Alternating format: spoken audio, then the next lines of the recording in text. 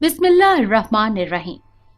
अस्सलामुअलैकुम नाजरीन, आज मैं आपके लिए एक सच्ची और खौफनाक कहानी लेकर आई हूँ। लेकिन इससे पहले कि मैं कहानी शुरू करूँ, जो लोग हमारे चैनल पर नए हैं उनसे गुजारिश है कि वो हमारे चैनल कहानी महल को सब्सक्राइब कर लें, ताकि आपको हमारी इस तरह की दिलचस्प कहानियां बर वक्त मिलती रहें। रात का न जाने कौन सा पहर था जब अस्मा की आंख खुल गई। उसका दिल जोर जोर से धड़क रहा था।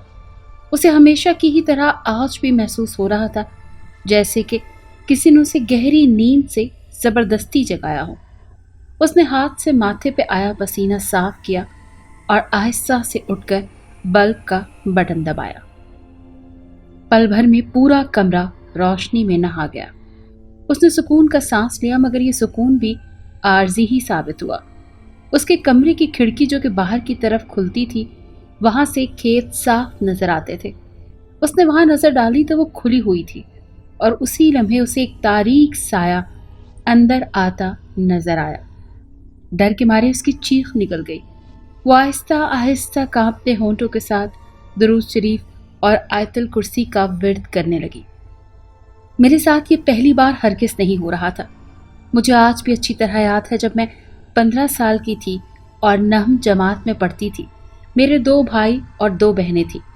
मैं डेरा गाजी खान के एक करीबी गांव में पैदा हुई। अब्बू गांव में ही खेती बाड़ी करते थे। मैं जिस गांव में पैदा हुई वहाँ ये बात ज़बान ज़दे आम थी कि उस गांव में जिन्नात का बसेरा है, और जिस बस्ती में मैं रहती थी वहाँ भी तकरीबन हर दूसरे बंदे पर जिन्नात हैं। खैर, हमारी बस्ती के थोड़ा दूर मिट्टी से बनी एक कोठी थी, जिसमें एक छोटा सा कमरा था जो मिट्टी से ही बना हुआ था और हमेशा बंद ही रहता था। उसके इर्द गिर्द ईंटों की दीवारें थी और वहां किसी को भी जाने की इजाजत नहीं थी। बड़ों का कहना था कि वो जगह भारी है और वहां किसी बुरे साए का बसेरा है, इसीलिए वहां कोई औरत तो क्या, रात में भी कोई मर्द जाने से डरते थे। वो जगह दिन में भी बहुत पुरस्रार लगती थी। बस्ती से थोड़ा दूर खेतों में कोठी वाक़ थी। इर्द गिर्द खेत और दरमियान में वो कोठी। उसके करीब ही एक बड़ा और घना दरख्त, जिसे देखते ही रोंगटे खड़े हो जाते थे। जिस जमीन पर वो कोठी और दरख्त था, उस जमीन का मालिक कई बार उस कोठी को खत्म करने की कोशिश कर चुका था, मगर कोई भी वो कोठी तोड़ने और दरख्त काटने को तैयार नहीं था। उसने कई बार मौलवी को बुलवाकर वहां कुरान मजीद पढ़वाकर उस साए को ख़त्म करवाने की कोशिश भी की, मगर कुरान मजीद शुरू करते ही वहां से ऐसी खौफनाक आवाज़ें आना शुरू हो जाती कि रूह कांप उठती। सो वो आज तक उसे ख़त्म करने में कामयाब ना हो पाए थे। खैर, मुझे भी वहां जाने से मना किया गया था और मैं वहां जाती भी नहीं थी, मगर मेरी किस्मत मुझे वहां तक ले ही गई। उस दिन ईद का दिन था और हम खूब तैयार होकर खुशबू लगाकर बाहर सैर को निकल पड़े। मेरे साथ मेरी बहन और गांव की लड़कियां भी थी। हम घूमते घूमते पता नहीं कैसे उस जगह पहुंच गए थे, मगर किसी ने ध्यान ही ना दिया और हम उस दरख्त के साए में बैठकर बातें करने लगी। इसी दौरान हमने जो मूंगफलियां ले रखी थी वो सब खत्म हो गई और फिर हल्की सी हवा चली और उस दरख्त के पत्ते जोर से फड़फड़ाए। उस आवाज पर सबने ऊपर देखा और सभी खौफ से लरस गई। इस तरफ तो किसी ने ध्यान ही नहीं दिया था कि हम आखिर कहाँ बैठे हैं। फिर सबने आओ देखा ना ताओ, यकदम भागना शुरू कर दिया और उन सब में मैं सबसे ज्यादा खौफजदा थी और पूरी जान लगाकर भागने की कोशिश कर रही थी कि एकदम जोर से गिरी और फिर मेरी आंखों के आगे अंधेरा छा गया। जब मेरी आंख खुली तो मैं अपने कमरे में थी। मैंने सुकून का सांस लिया कि अगर मैं अभी भी वहां होती तो मर चुकी होती, मगर फिर जो मैंने सुना मेरे होश उड़ गए। अस्मा, तुम्हें पता है तुम पूरे 2 दिन के बाद होश में आई हो। हम सब कितने डर गए थे जब तुम बेहोश हो गई थी। तो मैं भागकर घर से अब्बू और मामू को बुला लाई थी, मगर हम वहां पहुंचे तो तुम जमीन के बजाय ऊपर दरख्त पर लटकी हुई थी और अब होश में आ रही हो। ये सब सुनकर मैं बहुत डर गई थी, मगर फिर सब मुझे खुश रखते तो मैं भी ये सब कुछ भूलती चली गई। उसके बाद कई बार मैंने एक काला सा साया देखा था जो मेरे कमरे की खिड़की के पास से अंदर आता दिखाई दिया करता, और फिर मुझे ये भी महसूस होने लगता जैसे कोई हर वक्त मेरे आस पास موجود رہتا ہے، اور پھر مجھے آہستہ آہستہ اس کی عادت ہوتی چلی گئی۔ تنہائی میں میں اس سے باتیں کرنے لگی۔ تم جو بھی ہو، مجھے نظر تو نہیں آتے، مگر مجھے پتا ہے کہ اللہ کا ایک خاص کرم ہے مجھ پر، اسی لیے تم ہر وقت میرے قریب رہتے ہو۔ تم بہت اچھے ہو، ہمیشہ میرے پاس ہی رہنا۔ میں بس ایسے ہی کہہ دیا کرتی تھی۔ کبھی یہ وہم و گمان میں بھی نہ ہوتا کہ میں اس سے باتیں کر کے اپنے لیے کتنی مشکلیں کھڑی کر رہی ہوں۔ میں تو یہ بھی نہ سوچتی تھی کہ وہ ہے کیا، بس یہ سوچتی کہ میرا وہم ہے۔ پھر اصل حقیقت تو تب پتہ چلی جب میں 15 سال سے 20 سال کی ہوئی اور میری شادی طے ہو گئی۔ اس دوران میں بہت خوش تھی، مگر ایک رات وہ ہوا جو میں کبھی سوچ بھی نہیں سکتی تھی۔ اس رات میں سوئی ہوئی تھی، رات کا تیسرا پہر تھا، جب ایک تیز ہوا کا جھونکا آیا اور میری آنکھ کھل گئی۔ میں کھڑکی کی طرف دیکھنے لگی جہاں وہ سایہ اندر داخل ہو رہا تھا۔ اس رات پہلی بار مجھے اس سے خوف آیا تھا۔ پھر وہ سایہ آہستہ سے چلتا ہوا میرے قریب آیا اور میں سن ہو کر رہ گئی۔ اس دوران صرف مجھے یہ احساس ہوا تھا کہ وہ سایہ انسانی شکل اختیار کر چکا ہے، اور مجھے ایسا محسوس ہو رہا تھا جیسے میں اپنی مرضی سے ہل بھی نہیں پا رہی۔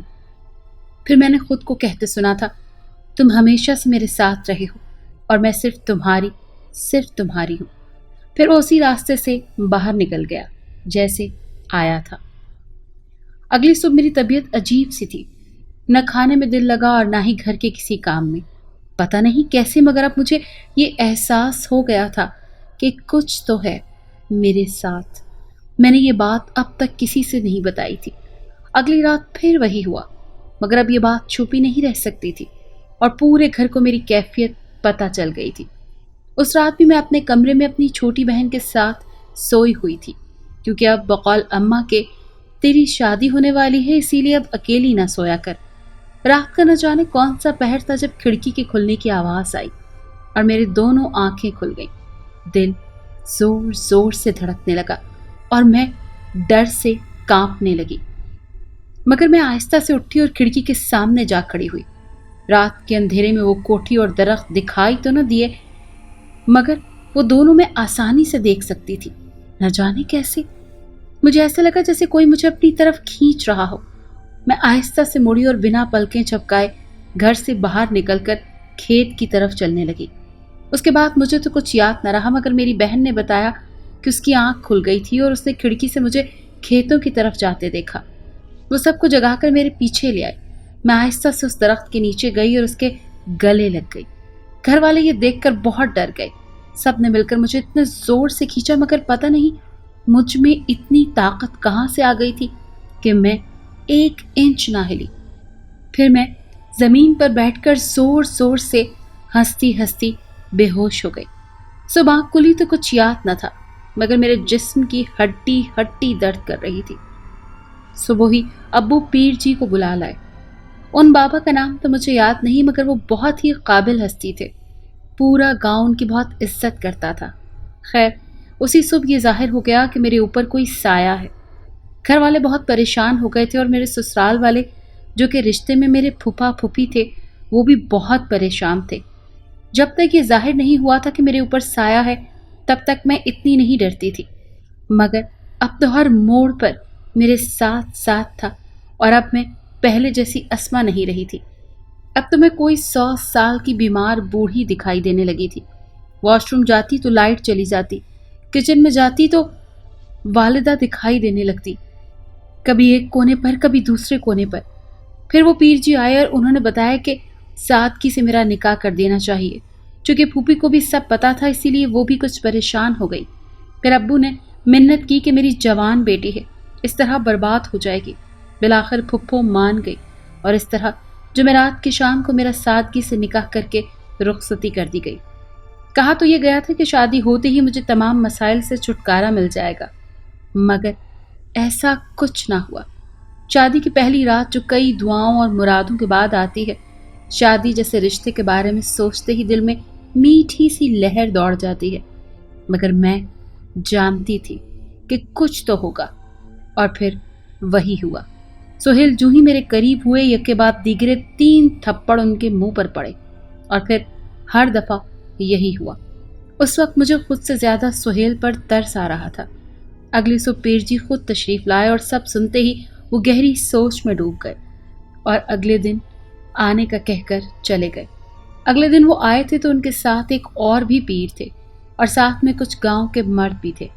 पीर जी ने मुझे कहा कि 5 वक्त की नमाज अदा करना, मगर 5 वक्त की तो क्या, मैं तो 1 वक्त की नमाज भी अदा नहीं कर पाती थी और हफ्ता हफ्ता नहाती तक ना थी। उस दिन पीर जी ने बहुत मुश्किल से मगर उस साय को काबू कर ही लिया और उन्होंने उसे मुझे छोड़ने के लिए कहा, मगर वो ना माना और फिर अपनी असल शक्ल में आ गया। लंबे लंबे और बिखरे बाल, बदनुमा चेहरा, बड़े बड़े दांत, जिसे देखते ही कराहियत महसूस हो रही थी। फिर पीर जी ने उससे पूछा तो उसने कहा, मैंने इसे बचपन में देखा था, ईद के दिन, तब से मैं इसे अपना समझता हूँ और ये भी मुझको अपना समझती है और तू मेरा कुछ भी नहीं बिगाड़ सकता। मैं इसे ले जाऊंगा यहाँ से और तब तक नहीं जाऊंगा यहाँ से जब तक ये साथ न चलेगी। एकदम से तेज तेज आंधी चलने लगी, मगर पीर जी ने शायद आज उसे खत्म करने की ठान ली थी, इसीलिए वो इत्मीनान से बोले, ओह अच्छा, तो अब जिनों की भी लव स्टोरी होने लगी। खैर, तेरे लिए यही बेहतर है कि तू यहाँ से चला जा, क्योंकि जाएगा तो तेरा बाप भी। तू नहीं जानता कि मैं कितना खतरनाक हूँ। उन्होंने कहा और कुछ पढ़कर उस पर फूंक मारी। पल भर में वो आग में जलने लगा। उसकी दर्दनाक आवाज से कान फटने लगे और जोरों की आंधी चली। थोड़ी देर बाद सब कुछ साफ हो गया। पीर जी ने मुझे एक तावीज़ दिया जिसे मैं हमेशा अपने पास रखती हूँ और पीर जी को दुआएं देते नहीं थकती। अब तो अल्लाह के करम से मेरे 2 बच्चे हैं और मैं दिन में 5 मरतबा नमाज पढ़ती हूँ और टेप में कैसेट लगाकर हर रोज़ सूरह यासीन के पूरे घर में तिलावत करती हूँ। अब फिर से कोई ऐसा वाक़या रूनुमा ना हुआ और ना ही अब मुझे डर लगता है। अगर आपको ये कहानी अच्छी लगी है तो इसे लाइक कीजिए और हमारे चैनल कहानी महल को सब्सक्राइब कीजिए। और हाँ, अगर आपके किसी दोस्त, रिश्तेदार या बहन के साथ खुदा न खास्ता इस तरह का कोई भी वाक़या पेश आया है तो हमें कमेंट सेक्शन में उसके बारे में ज़रूर बताइए।